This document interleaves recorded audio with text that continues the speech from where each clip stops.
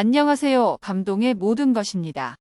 저희는 해외 커뮤니티 레딧과 감동의 모든 것 공식 이메일로 제보받은 실제 사연을 바탕으로 재구성한 스토리를 전달해드립니다. 구독과 좋아요, 알림 설정은 영상 제작에 큰 힘이 됩니다. 영상 수익은 독거노인 및 불우이웃에게 전액 기부되니 끝까지 시청 부탁드립니다. 그럼 본격적인 이야기 시작하겠습니다. 대만의 한 항공사 사무실. 오늘 대만에서의 마지막 근무를 마치고 동료들의 축하를 받고 있는 대만 여성이 있습니다.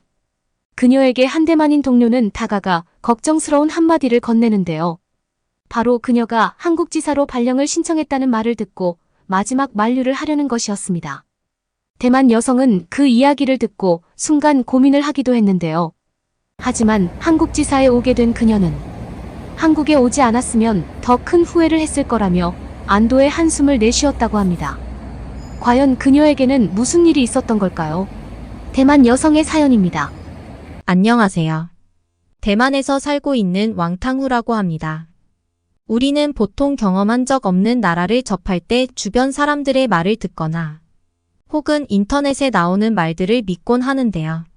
이것이 나쁘다고 할 수는 없지만 때때로 주변인들과 인터넷에 나오는 말들을 맹신하여 그 나라가 가진 좋은 점을 지나치기도 하는 것 같아요. 저 역시도 그랬거든요. 항공서비스학과를 나온 저는 운이 좋게도 인턴으로 근무를 시작한 항공사에서 정규직으로 전환이 되어 국제 비행에도 일을 할 수 있었어요. 같은 학과를 나온 친구들은 이런 저를 부러워하기도 했죠. 이런 말하긴 부끄럽지만 친구들이 부러워할 때면 저도 모르게 우쭐한 기분이 들기도 했네요. 제가 근무를 하고 있는 항공사는 흔히 말하는 대만의 3대 메이저 항공사 중 하나로 대만에서도 손꼽힐 만큼 근무 환경과 조건이 좋기로 유명한 회사였으니까요. 물론 대형 항공사에 바로 취업을 성공했다고 해서 저에게 힘든 점이 아예 없었던 것은 아니었습니다. 원래 실습과 직접 고객을 상대하고 일을 하는 것은 다른 일이잖아요. 이 때문에 처음 국내 비행을 할 때만 해도 실수를 참 많이 하곤 했네요. 고객님들의 기내식 주문도 쩔쩔매면서 말이에요. 한 번은 뜨거운 커피를 요청한 고객님께 컵에 커피를 따르고 드리는데 몸을 돌리면서 캐리어에 부딪히는 바람에 커피를 그만 옆자리 손님에게 쏟는 큰 실수를 범하기도 했죠. 그땐 정말 아찔하고 어쩔 줄을 몰랐습니다. 항공사 승무원은 고객님과 제일 먼저 맞이하는 직업이라 항공사의 얼굴과도 같은 중요한 존재니까요. 고객님에게 실수를 했을 때만 해도 승무원 일을 그만두어야 하나 생각을 했는데요. 참 감사하게도 선배자분께서는 자책하는 저를 다독여주셨고 덕분에 저는 무사히 국내선 비행은 적응을 할 수 있게 되었네요. 어느 날 저희 선배께서는 이번에 항공사 내에서 국제선 파티의 지원자를 뽑는다는 소식을 전해주면서 이번에 국제선으로 갈아타보는 건 어떠냐고 하셨어요. 여행은 누구에게나 설렘 아니겠어요. 선배님의 제안을 들은 저는 그날부터 가슴이 콩닥콩닥 뛰었답니다. 이제 국내선을 넘어 국제선도 탈 수 있겠다는 생각에 흥분되었지 뭐예요. 저는 회사의 공고문을 찾아봤어요. 이번 국제선 승무원은 아시아 쪽을 모집하더라고요. 중국과 일본, 한국이 있었습니다. 일본은 이미 도쿄의 나리타 공항에 우리 항공사가 거점으로 쓰고 있었기 때문에 그곳으로 지원하면 숙소와 차량, 제공 등 여러 가지로 편리한 점이 많다는 것을 알고 있었습니다. 하지만 같이 일하는 중국인 동료는 베이징을 적극적으로 추천해 주었어요. 나라가 큰 만큼 다양한 문화를 체험할 수 있다고 말이에요. 그런데 저를 아껴주는 선배는 진심 어린 조언을 해주었답니다. 국제 비행을 통한 여행의 설렘도 좋지만 우리는 승무원이란 직업적 성격을 잘 생각해야 한다고 말입니다. 장거리 비행은 비행이 끝난 후 휴무가 주어지는데 3박 4일을 다녀오면 도착한 날을 제외한 이틀은 무조건 쉬게 되는데 이걸 데이오프라고 합니다. 한 달에 데이오프가 8일에서 9일 정도 생기는데 그렇다면 해외에서 숙박하는 일이 4일 이상은 된다는 말이거든요. 게다가 스탠바이를 생각하면 공항 근처의 시설이 중요하다고 했습니다. 스탠바이는 비행을 하기로 했던 승무원이 갑작스런 일로 비행을 하지 못하게 될 상황을 대비해 대기하는 것을 말합니다. 데이오프라고 하더라도 급작스런 일이 생기면 바로 비행을 해야 했기에 공항에서 먼 곳에 숙소를 정하지는 못한다는 것이었습니다. 생각해보니 선배의 말씀이 옳았습니다. 그래서 저는 장거리 비행하면서 과연 어떤 근무지에서 승무원 일을 더 잘할 수 있을지 고민해야 했습니다. 그러면 결국 일본의 나리타 공항을 선택해야 하나 고민이 되더라고요. 하지만 선배는 무조건 한국을 선택해라고 했어요. 제가 주로 다니는 곳이 인천공항이 될 테니 인천공항을 한번 알아보면 한국을 선택하지 않을 이유가 없다면서 말입니다.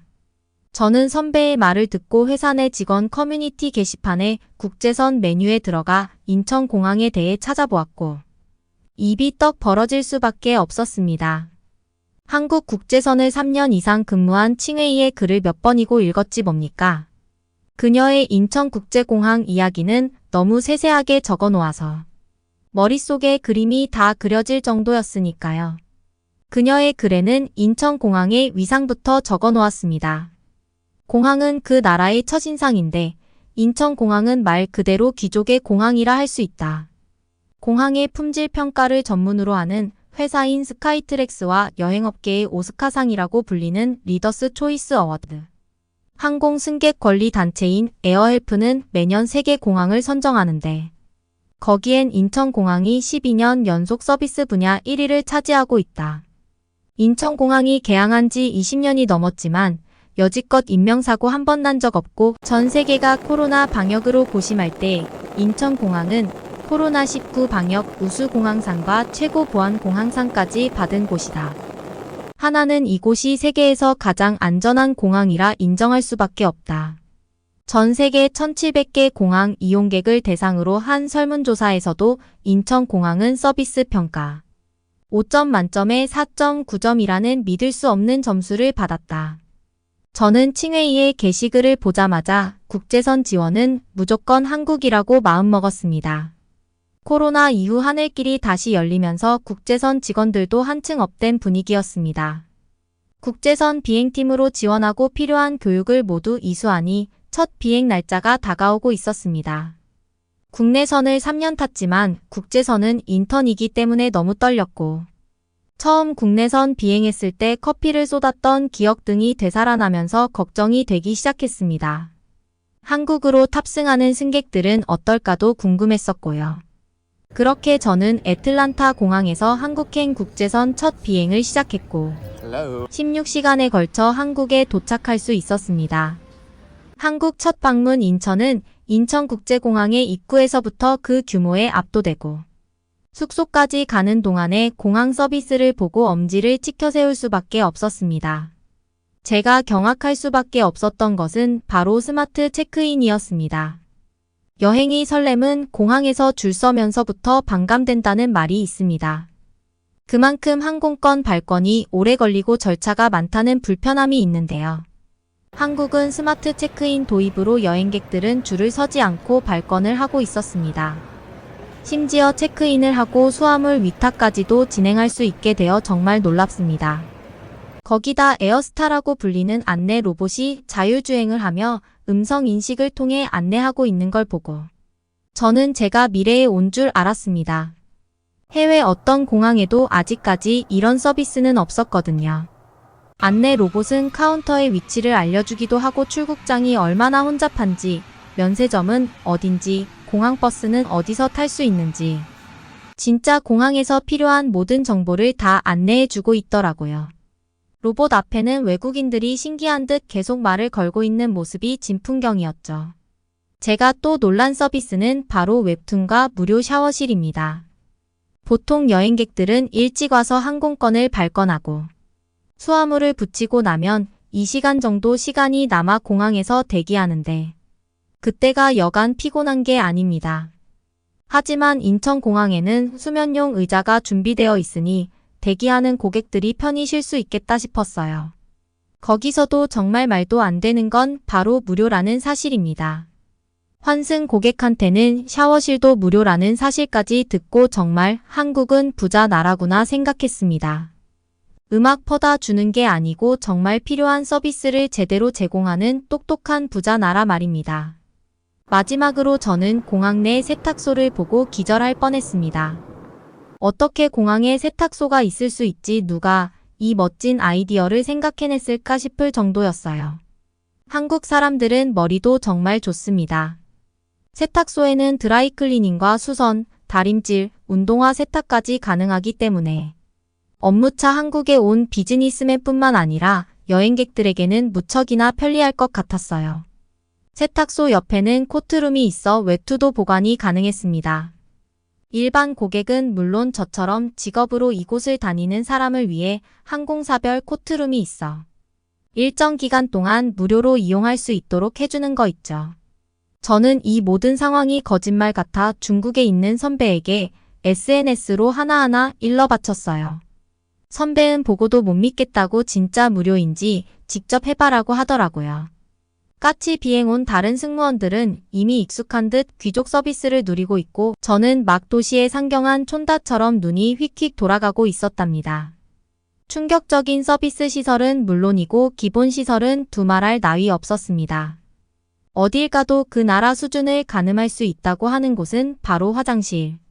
공항 곳곳에 있는 화장실은 어찌나 깨끗하게 관리가 돼 있던지 하얀 타일은 광이 날 정도였습니다. 이용하는 사람이 많아 청결하게 유지하기가 힘들 텐데 깨끗하게 청소된 화장실을 보며 참 대단하다는 생각이 저절로 들더군요. 저는 시간이 안 맞아 아직 보진 못했지만 동료가 말해주길 여기 인천공항에서는 편의시설 제공을 넘어 문화공간, 예술공간으로서의 특색도 갖추고 있다고 했어요. 대한민국의 첫 번째 관문인 만큼 한국적인 멋과 문화를 알리기 위해 음악회와 한국문화, 거리는 물론 한국문화박물관까지 마련해 두었다고 합니다. 인천공항은 방문한 여행객을 위한 짧은 문화예술 공연으로 매월 새로운 공연과 볼거리, 즐길거리가 많다고 하니 앞으로 저는 즐거울 일이 한가득일 것 같습니다. 국제선 승무원으로 한국을 선택하게 해준 손님에게 너무 감사하고 또 이렇게 좋은 근무 환경을 제공해준 한국의 인천공항도 너무 감사합니다. 사실 우리나라의 인천공항이 유명하다, 최고다라는 이야기는 수도 없이 들었지만 이 정도로 뛰어났을 줄은 상상도 못했는데요. 앞으로도 인천국제공항이 더욱 외국인들에게 편안한 휴식처이자 한국의 쾌적한 첫 인상으로 남겨지길 바라며 오늘의 영상 마치겠습니다. 삼세판이다. 좋아 대신 지면 언니가 내 영상 편집 도와주는 거다. 너나 한 달 동안 심부름 실컷 할 준비하세요. 여기 아르헨티나에 한 이란성 쌍둥이가 있습니다. 그들은 한국 드라마를 보다가 조그만 싸움이 나는데요. 서로 자기 말이 맞다고 우기는 언니와 동생 결국 자매는 한국에 가서 누구 말이 맞는지 진위를 확인하기로 합니다. 과연 그녀들이 어떤 얘기를 했는지 그리고 누구의 승리로 끝났을지 함께 알아보시죠. 그럼 본격적인 이야기 시작하겠습니다. 안녕하세요. 저는 아르헨티나에 사는 메리라고 합니다. 저는 2022년 겨울 처음으로 자매 둘이서 해외여행을 갔다 왔는데요. 남들이 좋으면 사이가 정말 좋은 자매라고 착각할 일이지만 사실 저희는 싸움으로 번져 여행을 가게 된 케이스입니다. 저와 동생 브레타가 싸우게 된 것은 바로 한국 드라마가 원인이었습니다. 고등학교 때부터 K-팝과 드라마에 미쳐 살았던 여동생은 정말 웬만한 아이돌들을 다 외우고 살았습니다. 어느 날은 제가 아버지의 일 때문에 아르헨티나에 온 한국 친구를 데려온 적 있었는데 정말 웃긴 대화가 펼쳐지기도 했습니다. 아니, 한국 사람인데 정말 몰라. 응, 진짜 몰라. 나는 유명한 남자 아이돌 몇 그룹밖에 몰라서 방탄소년단 세븐틴이 정도. 그럼 배우는 어때? 이 사진 속 배우 누군지 알아? 아니, 모르겠는데. 나 배우도 유명한 사람들 빼고는 잘 몰라.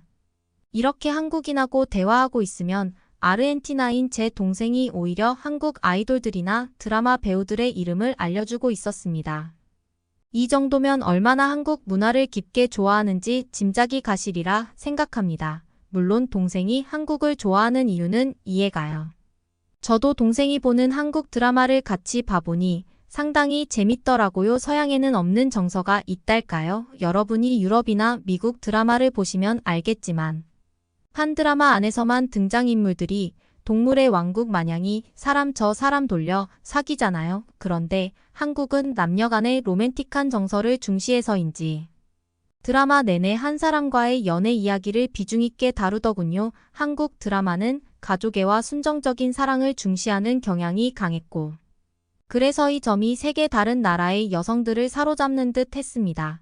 이런 매력적인 점도 있지만 반대로 한국 드라마를 보면 비현실적이거나 말이 안 되는 것 같은 장면들도 종종 나오곤 했는데요. 뭔가 실생활에서 아직 적용되기 힘든 기술을 적용한 장면이 나온다던가 혹은 현실적으로 벌어지기 어려운 일들이 나오는 경우가 많았습니다. 만약 저렇게 편리하게 살 수 있다면 전부 다 한국에 가서 살지 왜 다른 나라 살겠냐면서 코웃음을 치게 되는 장면들이 나오곤 했죠. 그러나 동생은 저와 의견이 달랐습니다. 한국은 정말 저렇다니깐. 유튜버들이 한국 가는 영상 보면 저런 장면이 나와 유튜버들은 돈 벌어야 하니까.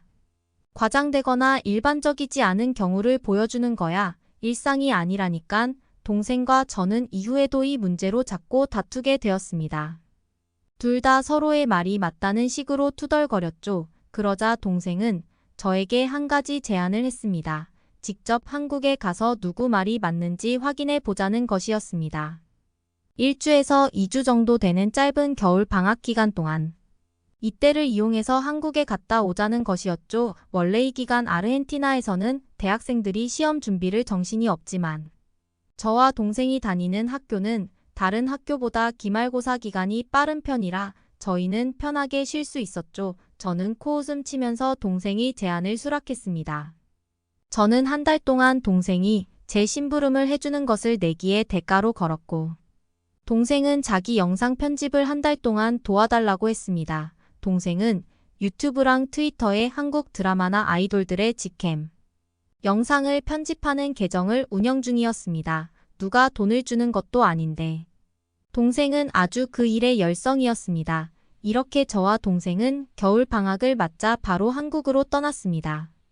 한국 공항에 도착한 저는 인천공항의 크기에 압도되었습니다. 한국의 공항이 크다는 건 드라마를 통해 익히 알고 있었지만 실제로 보니 입이 딱 벌어졌습니다. 단순히 크기만 큰 것도 아니었습니다.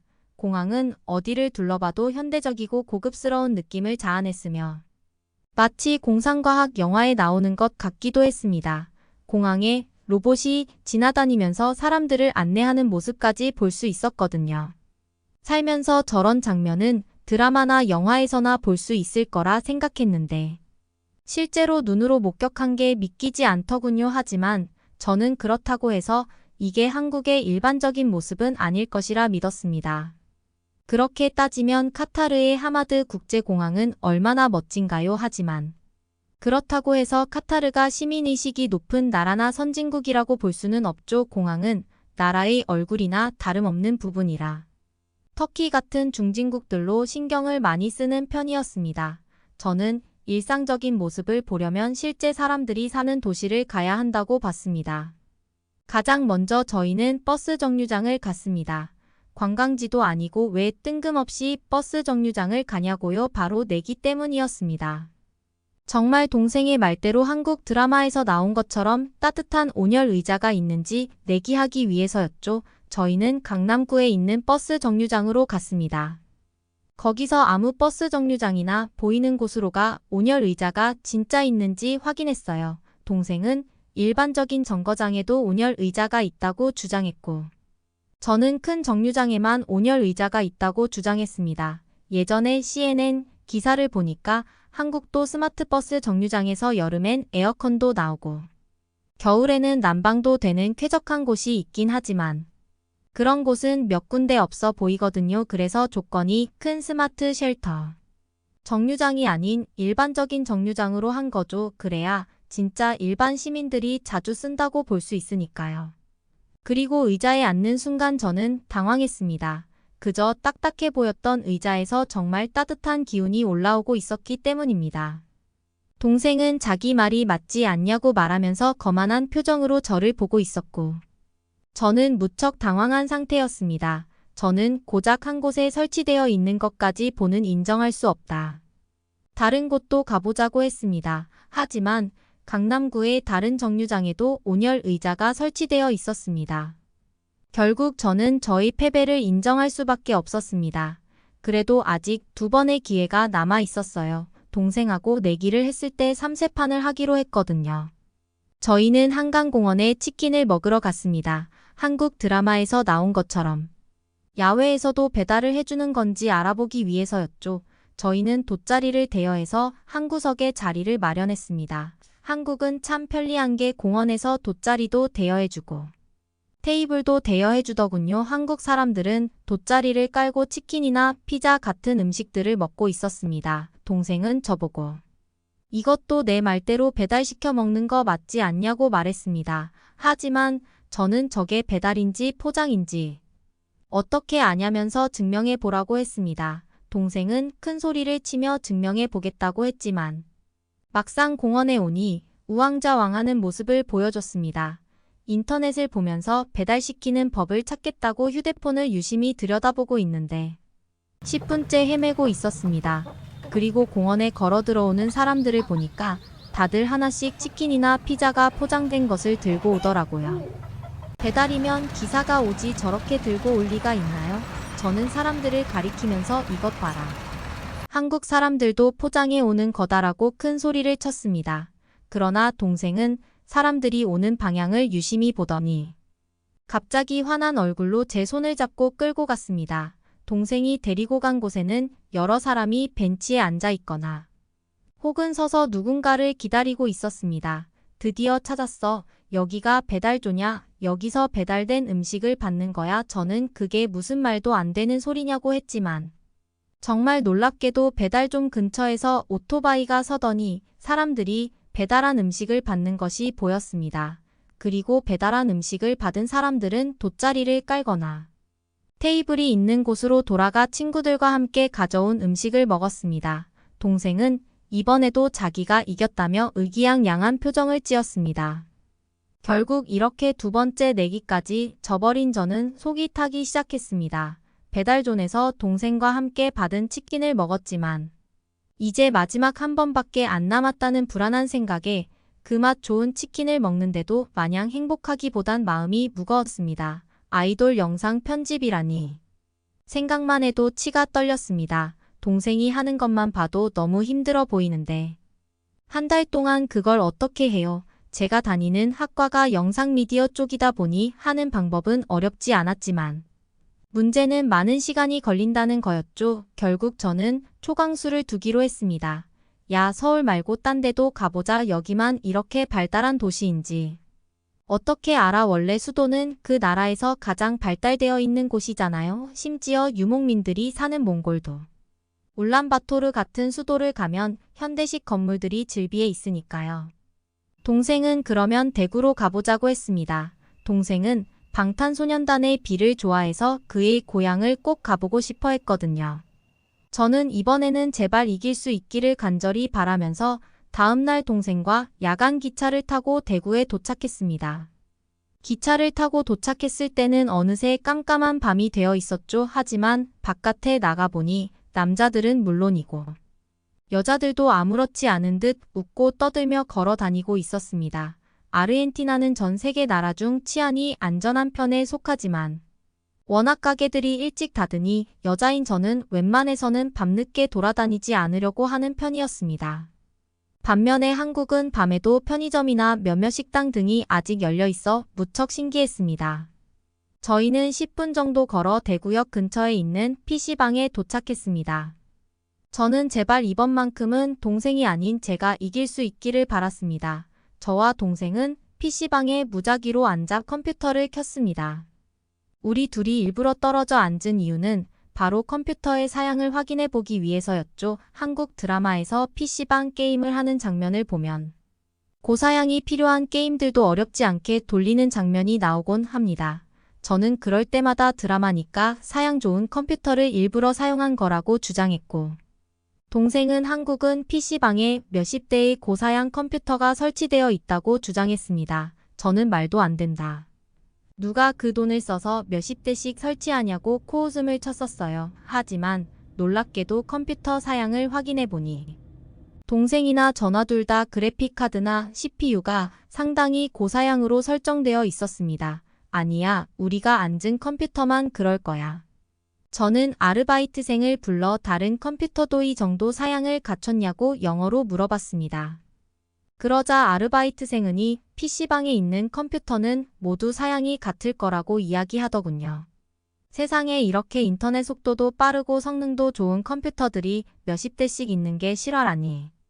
서양에서는 인터넷 카페를 가도 그다지 좋은 사양의 컴퓨터가 없었어요. 아르헨티나 같은 경우는 간신히 인터넷 서핑만 가능한 곳도 있고. 예전엔 뉴질랜드의 인터넷 카페에 갔을 때는 심지어 펜티엄 D를 CPU로 돌리는 곳도 있었습니다. 이 정도 사양이면 간신히 문서 작성이나 웹서핑이나 하는 수준입니다. 그런데도 요금은 상당히 비싼 편이었죠. 그런데 한국에서는 이런 고사양 컴퓨터를 일시간에 2,000원도 안 되는 가격에 사용할 수 있다니 정말 놀라웠죠. 게다가 주변을 둘러보니 사람들은 PC방에서 라면이나 볶음밥 같은 음식도 시켜 먹고 있더라고요. 고사양 컴퓨터에 음식이랑 음료도 다양하게 시켜 먹을 수 있다니. 너무나도 편리한 공간이었습니다. 저는 이렇게 결국 동생한테 3세판을 모두 쥐고 말았습니다. 그래서 한 달 동안 동생이 영상 편집을 도우며 거의 노가다에 가까운 편집을 했죠. 영상 편집을 하는 시간은 너무 괴로웠지만 그래도 과거로 돌아가서 다시 내기를 하라고 하면 또 할 것 같습니다. 왜냐하면 한국에서 있었던 시간이 너무 즐거웠거든요. 저에게는 목표가 하나 생겼습니다. 학교를 졸업하고 직장인이 되고 나서 돈을 벌게 되면 여름 휴가 때 다시 한국에서 한 달 살이를 해보는 것이 저의 소원입니다. 아르헨티나는 여름 휴가가 평균적으로 4주 정도 되니 한 달 살기가 충분히 가능하죠. 열심히 공부해서 좋은 직장에 취직할 테니 제 사연을 읽는 분들도 응원 부탁드릴게요. 오늘의 사연은 여기까지입니다. 응원이나 남기고 싶은 말이 있으시면 댓글로 남겨주세요. 사연자분께 전달해 드리겠습니다. 저희 감동의 모든 것은 실제 사연 제보를 받고 있습니다. 채택되신 분께는 선물도 드리고 있습니다. 저희의 사연이 여러분의 하루의 작은 힘이 될 수 있었으면 좋겠습니다. 지금까지 한국의 감동적인 이야기를 전해드리는 감동의 모든 것이었습니다. 구독과 좋아요를 눌러주시면 영상 제작에 큰 힘이 됩니다. 감동적인 사연을 주변 사람들에게 공유하고 함께 이야기 나눠보세요. 끝까지 시청해주셔서 감사합니다. 더욱 더 좋은 영상으로 찾아뵙겠습니다.